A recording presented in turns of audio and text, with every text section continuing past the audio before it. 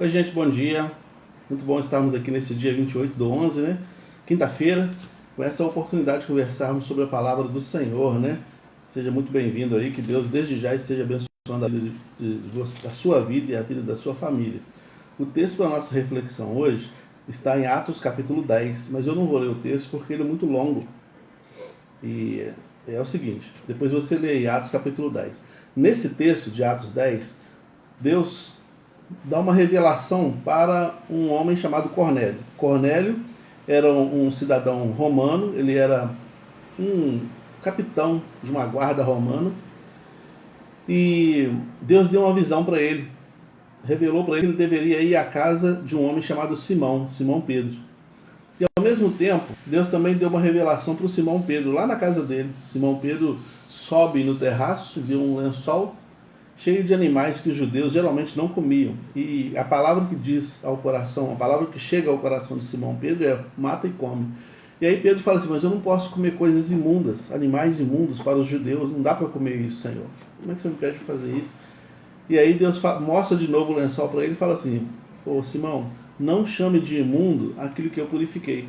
E depois que essa visão desaparece, a comitiva do Cornélio, cidadão romano, bate à porta de Simão, e ele é convidado a ir à casa do Simão, à casa do Cornélio, para pregar o evangelho. O que significa isso para quem não entende ainda acerca do assunto?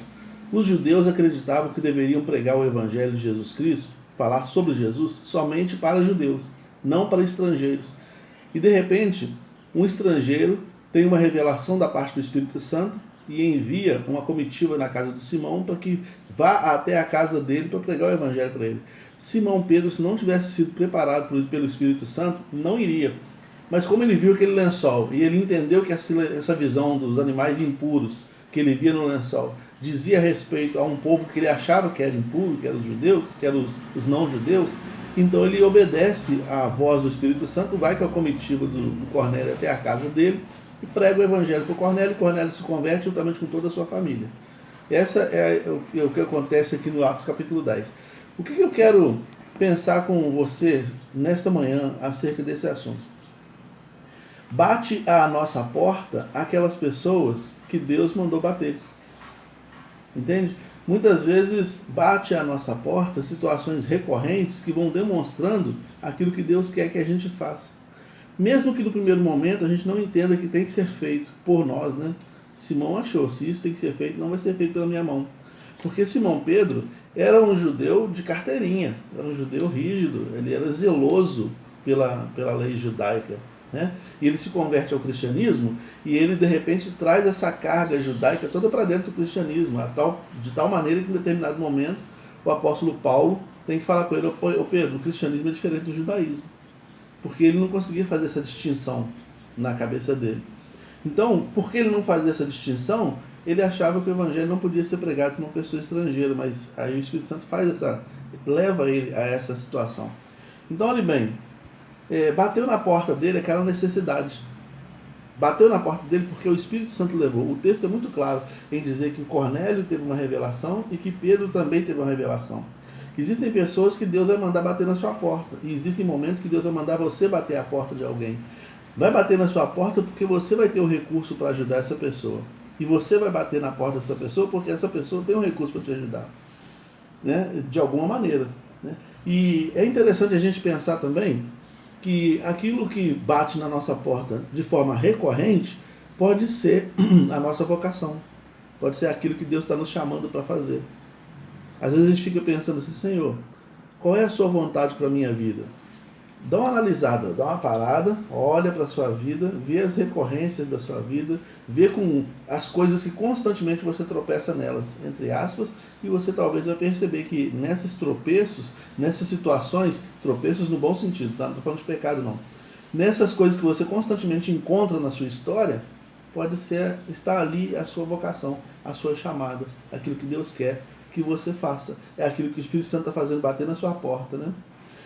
Tem pessoas, por exemplo, que são constantemente procuradas por pessoas que precisam de um conselho, são constantemente procuradas por pessoas que precisam de um ombro amigo, constantemente procurados por pessoas que têm alguma situação de família, por exemplo, disfuncional. Um exemplo disso, por exemplo, é ótimo, né?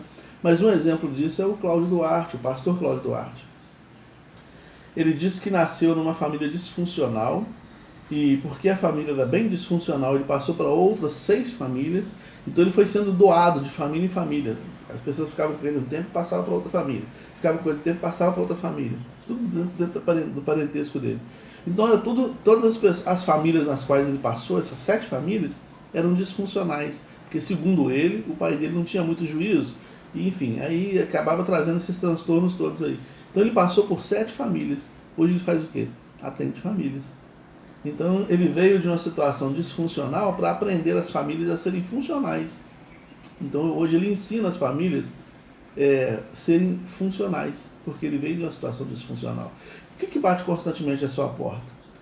Às vezes tem pessoas que batem na sua porta que são depressivas e elas encontram um alento em você. Às vezes há pessoas que batem na sua porta que tem problema financeiro desregulado e nem bate para te pedir dinheiro. Te bate para te pedir conselho. Como que eu vou fazer para resolver minha situação financeira que está disfuncional? E você tem um conselho.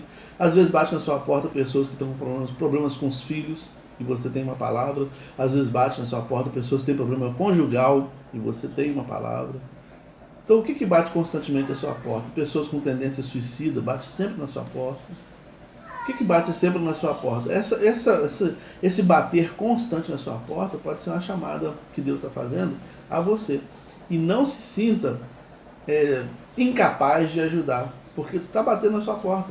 Pedro talvez achasse, se ele não tivesse tido aquela revelação anterior, ele podia achar que ele não era capaz de resolver aquela situação, de ir lá na casa do Cornélio e pregar para ele, que ele não era qualificado para pregar para os gentios. Ele podia pensar isso, mas ele foi divinamente inspirado, divinamente iluminado a ir. Não é a gente que faz, é Deus que faz através da gente. É a oportunidade que Deus está me dando, a oportunidade que Deus está te dando para agir na vida de alguém através da sua vida. Quem diria, né, que o apóstolo Pedro, João, Tiago, aqueles homens que eram simples pescadores, daqui a alguns anos, 2, 3 anos depois, estariam estendendo a mão e levantando enfermos. Eles não sabiam que eles seriam capazes de fazer isso, mas Deus os chamou para isso, sabe? As pessoas batiam agora não só na porta de Jesus pedindo cura, pedindo orientação, pedindo bênção para suas famílias, não só batiam pedindo o evangelho, não só atrás de Jesus, mas agora iam atrás de Pedro, agora iam atrás de João, agora iam atrás de Mateus, pessoas que eram simples da sociedade, mas que tiveram essa vocação, essa chamada espiritual para cuidar de gente. Porque a coisa principal do evangelho é cuidar de gente. Então, a recorrência indica a vocação, né? Indica a vocação. Analise a sua vida aí. Qual é o perfil que recorrentemente bate a sua porta? Qual é o perfil das pessoas que de forma recorrente te procuram? Qual é o perfil? Deus manda até você porque Ele tem uma solução para essas vidas através da sua vida. Ele, através de você, Ele vai abençoar vidas. E você vai ser edificado. Muitas vezes também, o que Ele quer consertar em mim, Ele manda consertar no outro. Muitas vezes acontece isso. Passa por mim para me purificar também e purificar o outro. Purificar no bom sentido, né? Dar uma iluminada na minha mente para iluminar a mente de outra pessoa. Às vezes acontece assim também. O fato é que a gente precisa ficar sempre atento às coisas que acontecem, porque elas não acontecem por acaso. Sempre há uma movimentação divina por trás dos acontecimentos, por trás de encontros, desencontros, situações, pessoas que procuram, situações que acontecem constantemente. Às vezes não são pessoas, às vezes são circunstâncias. Às vezes você está sempre batendo de frente com alguma coisa específica, na área da finança, na área da saúde, na área, enfim, várias áreas. Não está personificado, não é uma pessoa, mas são problemas que recorrentemente batem a sua porta. Porque Deus talvez queira te disciplinar nessa parte. De repente você está sempre passando raiva.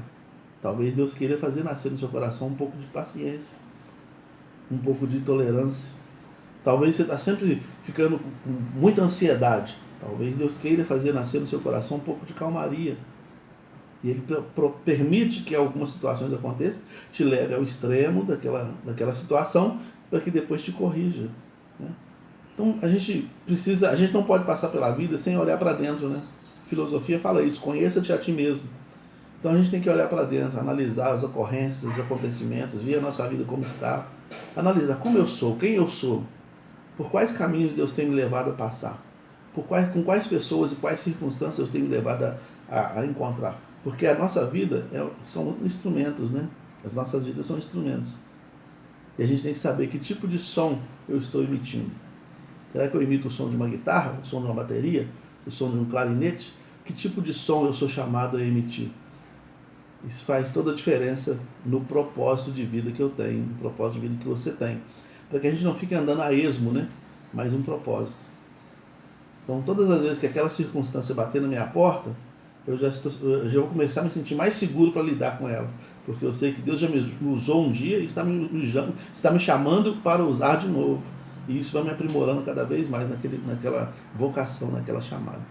Que Deus te abençoe, tá bom? Irmã Ana Maria, Renata Domingues, Juscelane, Alice e todos os demais aí. Deus abençoe poderosamente e continue usando a sua vida como instrumento nas mãos dele para a glória do nome do Senhor e para a bênção de cada um de nós. Fique com Deus até amanhã, se Deus assim permitir.